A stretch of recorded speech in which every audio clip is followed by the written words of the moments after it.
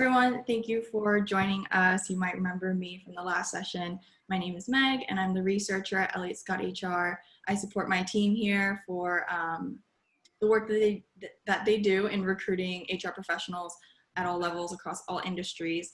Last time I was with Rosh, my managing director, and today I'm joined by Pri. She's a consultant in our office. Fun fact, Pri actually was the researcher in our office prior to me coming in. So she trained me, taught me a lot of the things I know, plus more, and she'll be leading this workshop today. So Pri. Thanks, Meg. Hi, everyone. I'm Pri. I'm a consultant here at Elliott Scott. So I won't go into too much detail about Elliott Scott because I know a lot of you were at the session last time with Rosh and Meg.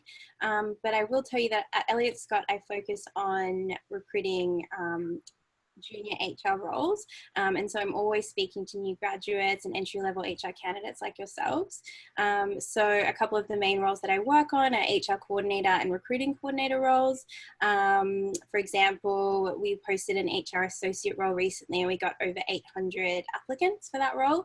And so that kind of gives you a bit of an idea of the kind of volume of resumes that Meg and I are sifting through on a day-to-day basis. And so one of my jobs is to kind of assess quite quickly what looks good in junior resumes.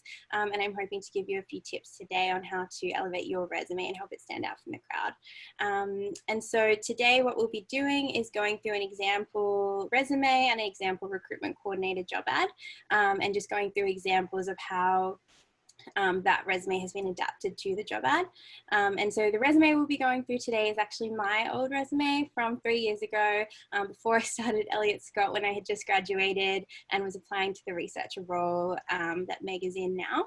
And I'll show you sort of how I adapted it based on feedback actually from Rosh at the time, and also ways that we could even improve it further today.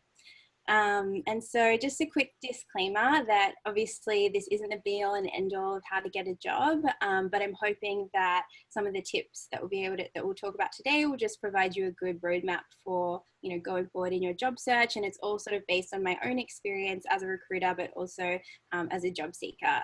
So yeah, let's start. Yep. So here you can see my resume next to a recruitment coordinator job ad. Obviously, you can't see it too clearly here, and we will be zooming in a second to some examples. But I just want to first draw your attention to some quick formatting tips. So you can see at the top there, my number, my email address, and my LinkedIn are all clearly at the top of the resume and easily accessible.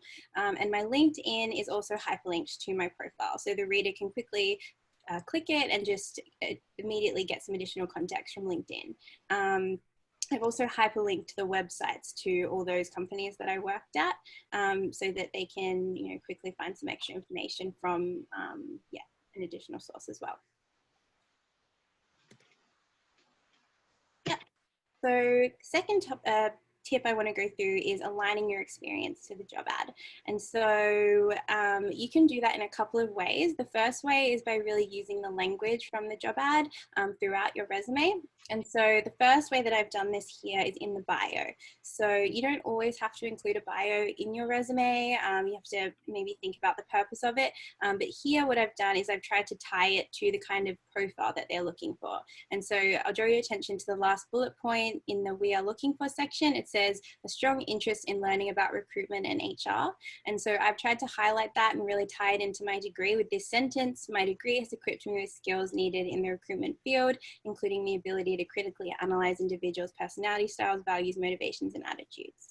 And so I've kind of tried to emphasize my interest in recruitment by tying it to my degree and my educational background. The second thing is by really sort of pulling out the parts of your experience that are relevant. So for example, in this role at Thinkolio, it was an administrative assistant role, but it did have some recruitment and sales functions. And so I've really tried to highlight that in the brackets there.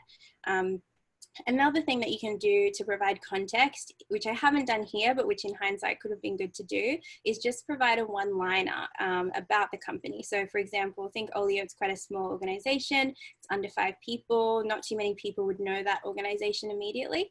And so one thing that I could have done is include a one-liner about the company and what they do, as it's quite relevant to Elliott Scott. You know, Elliott Scott is also a small company. It's just 4 of us in the US. And so I could have included a one-liner saying, you know, less than 5-person company organizes blah, blah in New York City. And that would have provided context. Excellent. Yeah. And so the next example is also about aligning your experience. So I think what I really want to highlight here is that you don't need to include all your experience on your resume. You just want to pull out the key things that are relevant to the job ad. So for example, in the key responsibilities here, it says research candidate profiles using LinkedIn in our database. And so in the second bullet point there on my resume, I've said assist with recruitment of professors and volunteers, research potential candidates using online tools. And I think it's important to note here that in this role at Thinkolio, it was a part-time role, but it did encompass quite a lot of things, you know, event coordination, all these different things, but I've chosen not to include all of it on my resume. I've just chosen to pull out 2 main points that are relevant to the job ad.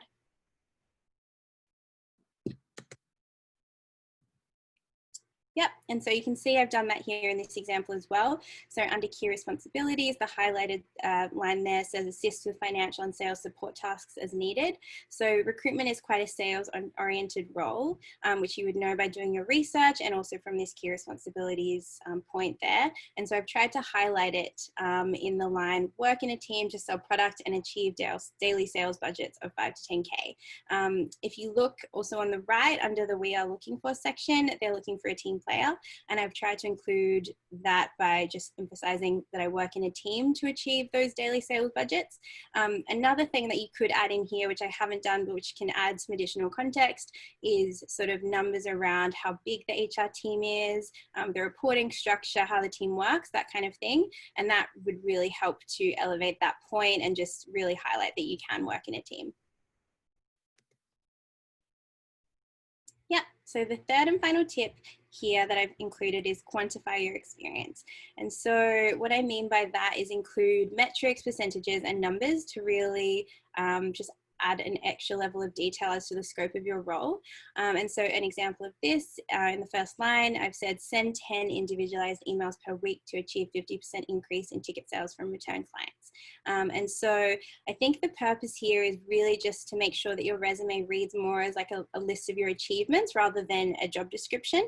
And it just kind of helps the reader get an additional detail as to the scope of your role and what you've done there.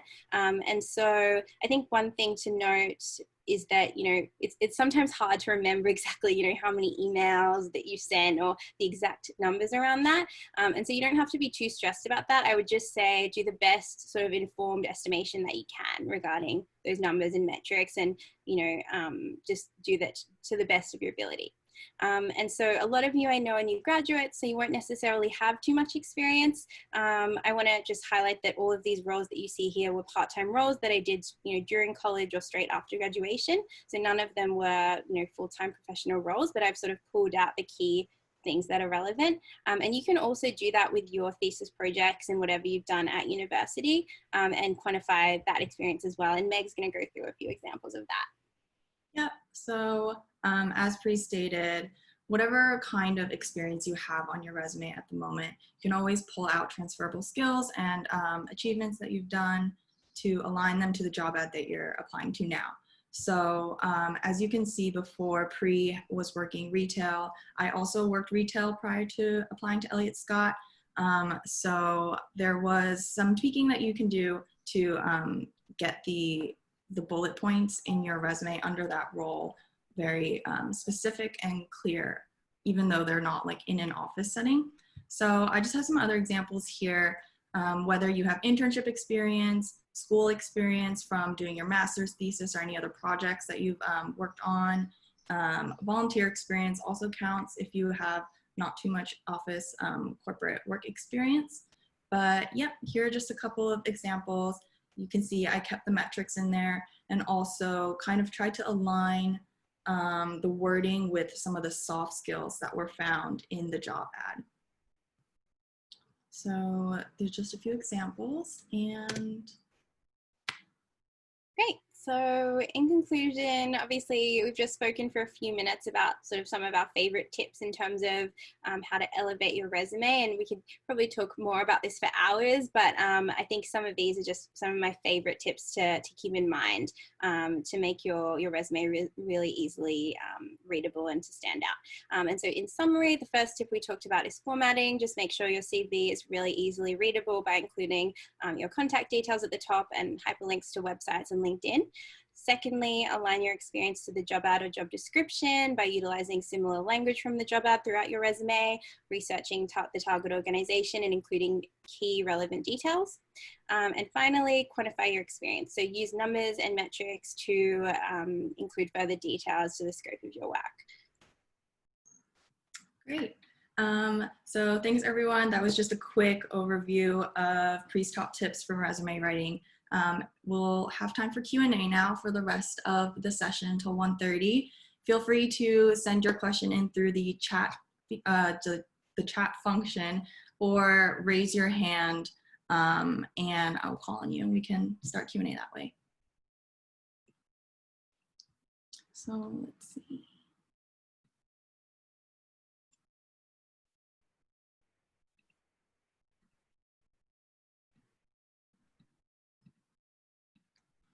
Just getting to the chat here.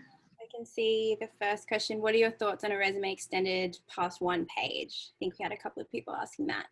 I mean, I'd love to get your thoughts on that as well, Meg, but I personally think, I mean, you want to see, it depends on the job that you're applying to, but the thing is, most of you are probably applying to junior HR roles, HR coordinators, that kind of thing. And so you don't need to do more than one page for that. I think that, you know, it's different when you're a really senior candidate and you've got years and years of experience. But I think in this case, you don't, like I said before, you really want to just pull out what's relevant to the job ad. And I don't think that needs to exceed one page most of the time.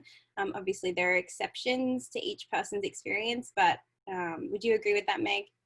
Yeah, I definitely think, I mean, Pri, you grew up in Australia, right? So, or not the US, all over the world. In America, I feel like it's really common for when you're learning to write your resume, everyone's like, keep it to one page. You have to keep it to one page, no matter the level you are. But personally, I think it is good to keep it as concise as possible. No one wants to read like a 4 or 5 page CV, but it is, personally, I think it's kind of case by case. It depends. So, okay, let's see. Another question here. What are your, sorry.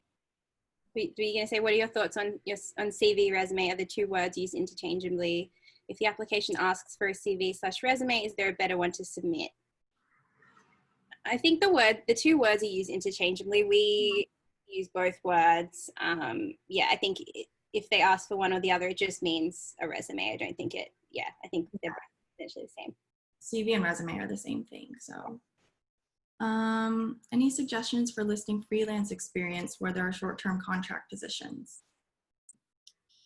I'm not sure what the context to that is. Does Nancy want to provide any more context on where? Like where to list the positions, or it would look like many jobs. Okay, got it. Yeah, so I've had candidates before who have had a lot of contract positions. I think that it's okay. It's totally fine. You just want to be really clear that it's a contract. So put contract in, you know, brackets next to it, or sometimes I'll have people separate it into different sections, like maybe put like, you know, permanent roles if it's current, and then in the past contract roles, and then just list them. I think that, yeah, you just want to be really clear about the dates, make sure you include the month and the year, and try and, you know, put it in sequence as well. Definitely agree with that. How important is highlighting club and organization affiliations and activities to your resume?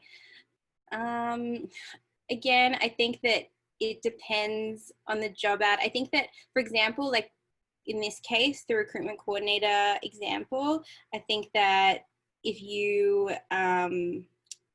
worked in like student government or something like that, and you did something that really required a lot of presentation and, you know, speaking to a lot of people and things like that, I would say it's definitely relevant, because a lot of the time recruiting roles, they want to know that people are really well presented and can speak to people and talk on the phone and things like that.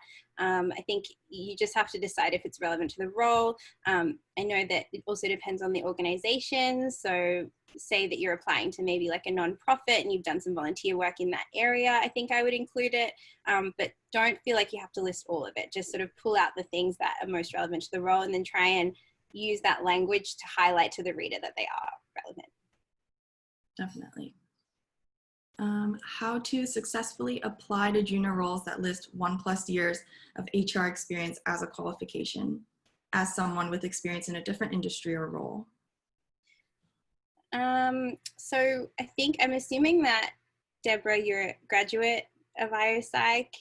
So I would really try and use that and highlight that, because that is relevant HR experience and you've learned, you know, a lot in your degree.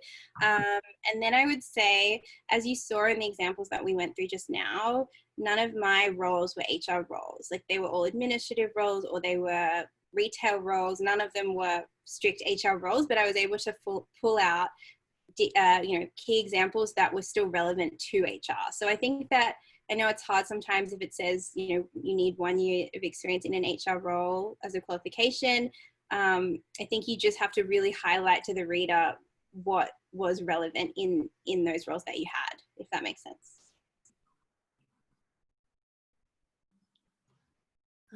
Let's see, just monitoring the chat still.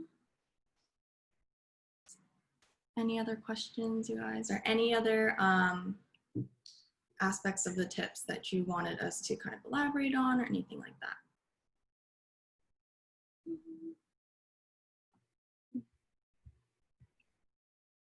Okay. Okay. Just got one. Do you recommend putting a summary at the top? Is it common?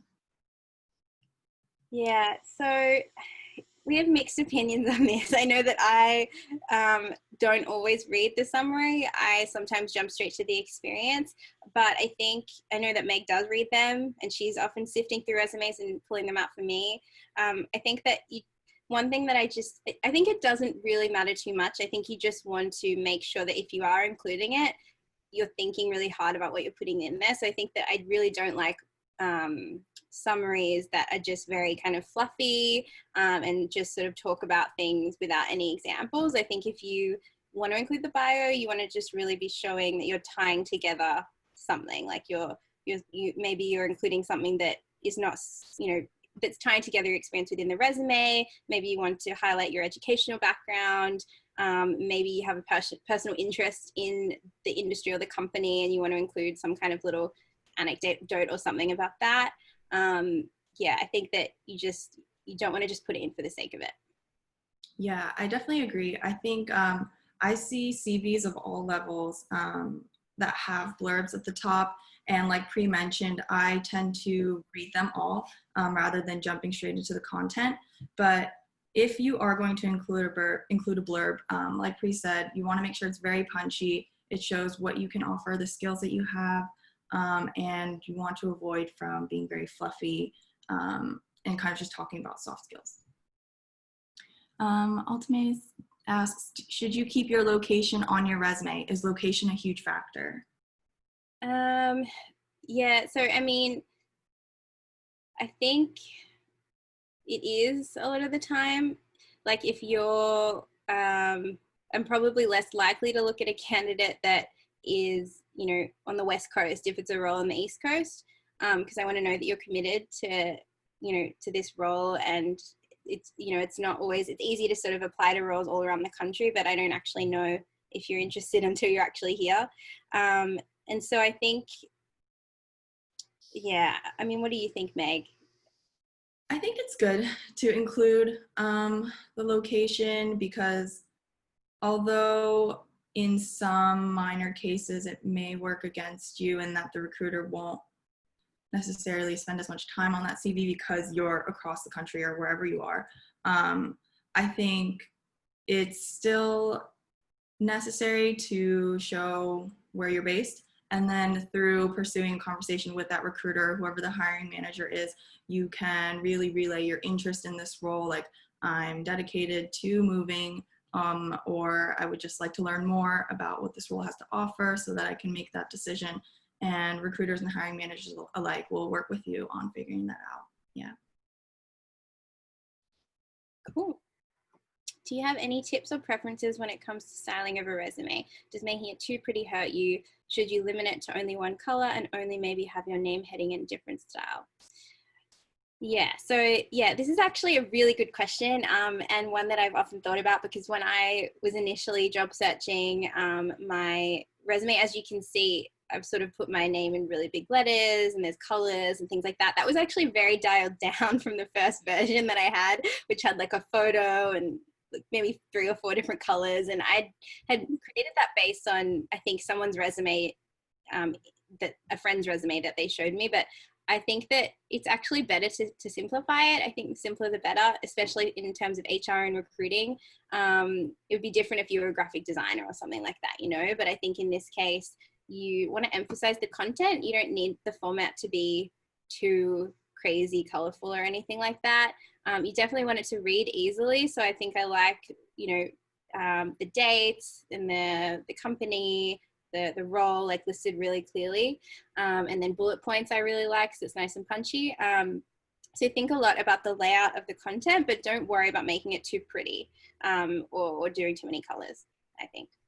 Yeah, definitely. You don't want whoever's looking at your CV to, you know, have to figure out where am I supposed to look first, because especially I found a lot of CVs with a lot of color blocking. You think that it would help your brain like kind of categorize everything and kind of give you direction on where to go, but sometimes it doesn't. It's not, if it's not executed perfectly, it's more of a hindrance than a benefit. There's another question here. I'm an incoming student at Teachers College, master's program. Congratulations. Should I put Teachers College on my resume even though I haven't started the program yet?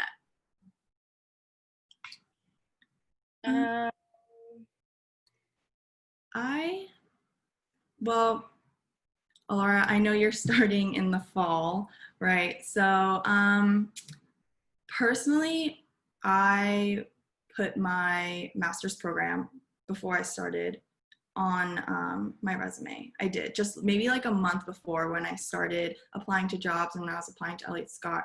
I put that on there just so the hiring manager would have an idea of, you know, what my life is going to be like outside of work. Pri, do you have any thoughts on that?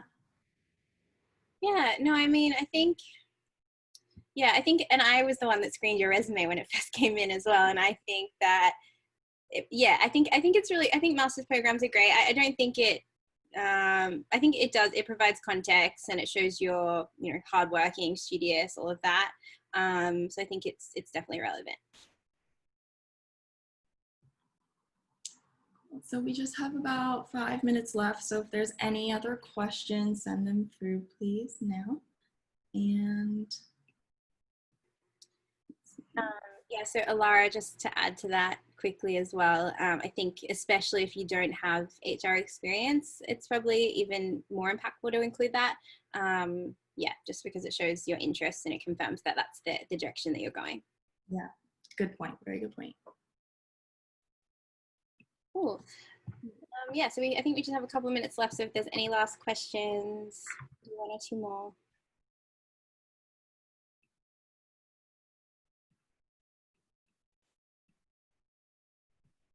I'll just switch this. Great.